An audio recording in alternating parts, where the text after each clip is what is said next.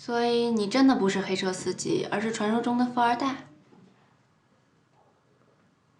我爸爸是一个化工集团的董事长，有点钱，但那是他的钱，跟我没有一点关系。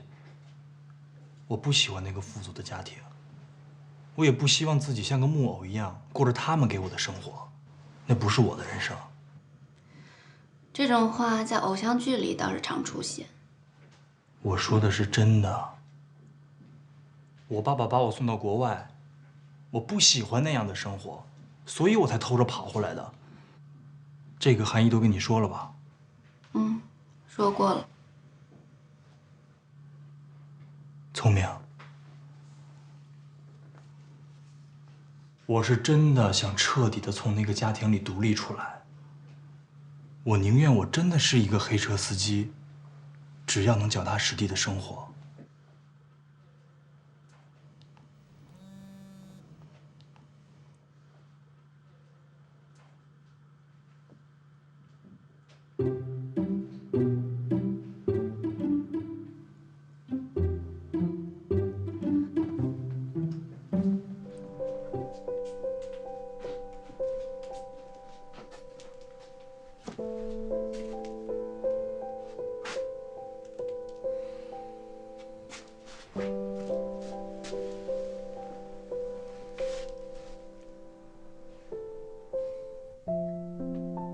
聪明，我知道你最讨厌别人欺骗你，我也是迫不得已的。撒谎的人都觉得自己有十足的理由。对不起，我向你隐瞒了一些事情，一些我不愿意回忆，但是却一直挥之不去的事情。我以为我们两个在一起的基础是坦诚相待，没想到就是在坦诚二字上出现了问题。聪明，我不是不想说，我是不敢说。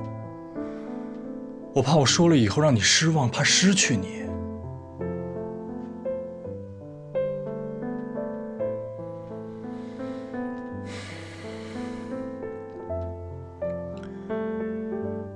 在某种意义上，我是个逃犯，是法律的逃犯，也是人生的逃犯。那个李欣根本就不是我的女朋友，她只是我在夜店偶遇的一个姑娘。那个时候，我靠着家里优越的条件，每天无所事事，和狐朋狗友在一起，每天都泡在高档会所、酒吧、夜店里，过着醉生梦死的生活。在那种生活中，我不懂什么是爱情，也不知道爱上一个人是什么感觉。在我看来，李欣跟我在夜店带走的其他姑娘没有任何区别。我们管这种女孩叫做见光死的夜店光。回家多没意思，不如咱们带着酒去郊区看星星。听说今天晚上有10足的流星雨，那样多浪漫，怎么样？就北京阴霾的天气来讲，我对流星雨不抱任何期望。但是如果你肯在郊区，跟我在车里，我们两个，不如这样，咱们来打个赌，看看今天会不会有流星雨。输了的人就要答应赢的人一个条件，你懂的。OK， 成交。酒我车里了，那我们现在可以出发了吗？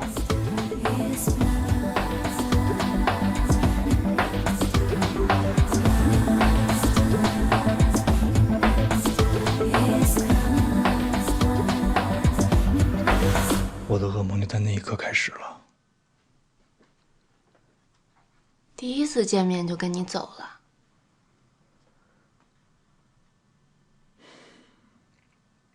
现在看来，也许只是她想气一下她的前男友，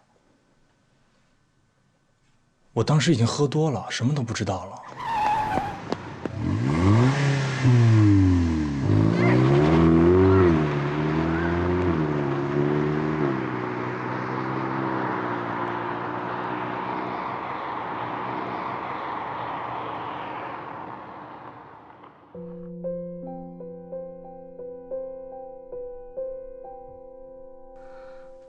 你把人撞死了？没有，那个女孩没事儿，她只是受了点伤。后来我爸找了其他人去顶罪，把我送到了国外读书，然后赔了一笔钱。但是李沁失踪了，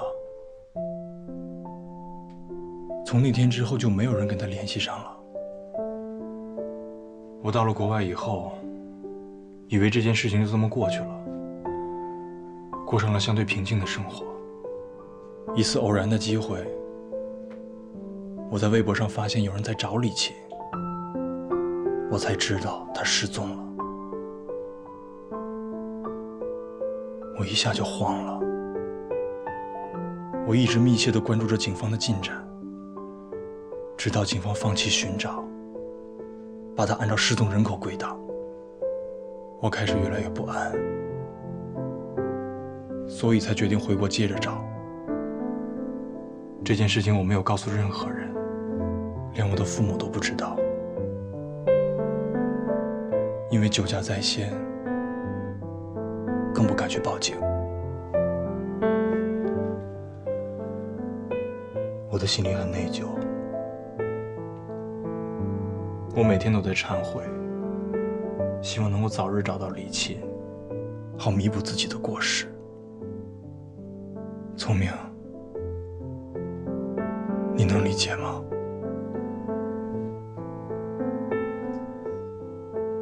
抱歉，我不能理解。在我的人生信条里，有2件事是必须的：第一，说实话；第二，负责任。西川，你喝醉了酒，关着车灯开夜车，把一个无辜的女孩给撞倒了，然后拍拍屁股就跑了。你这样做也太邪恶了吧！你敢这么大胆的玩，却不敢承担这个责任，你简直太让人鄙视了。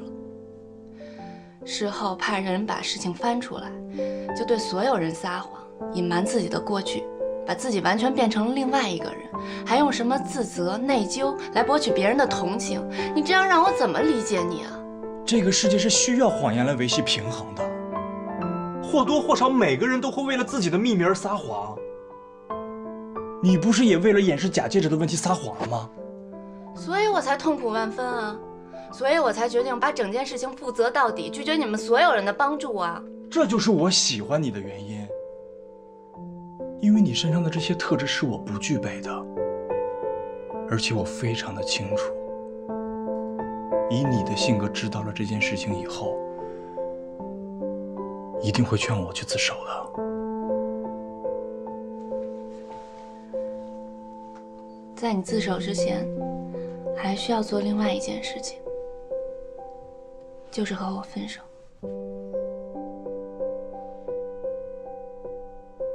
聪明，你不要这么决绝好吗？我对你是认真的，这件事情我从来没有撒过谎。是，我以前做过很多不好的事情，我是个混蛋，我也悔恨，我恨不得把之前的人生重新都再走一遍。但是你要给我机会让我去改变啊！你可以有这个改变的机会，但不是我给你的，是你自己给你自己的。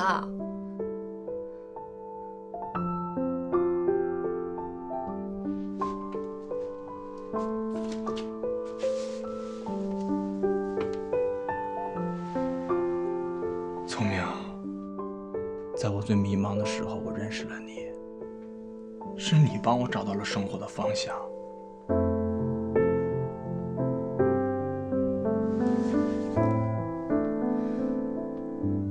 我只是一个不了解你的陌生人而已，我只是一个猜不透你伪善面具的傻姑娘而已。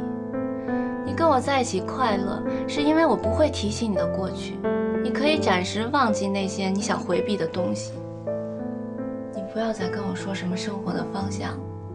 一个没学会怎么面对自己过去的人，永远都不可能有生活的方向。西川，你搬走吧，我不知道怎么面对你了。我们两个都需要冷静地想一想。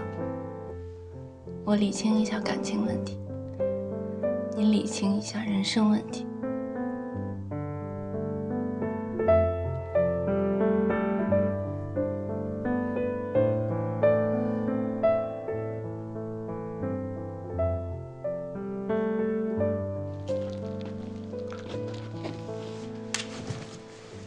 要不我去找他说说。算了吧，先让他冷静冷静。现在跟他说什么，他都听不进去。那你要搬也得等到明天吧？这么晚了，你去哪儿啊？你就别管我了，我在这也是给他添堵。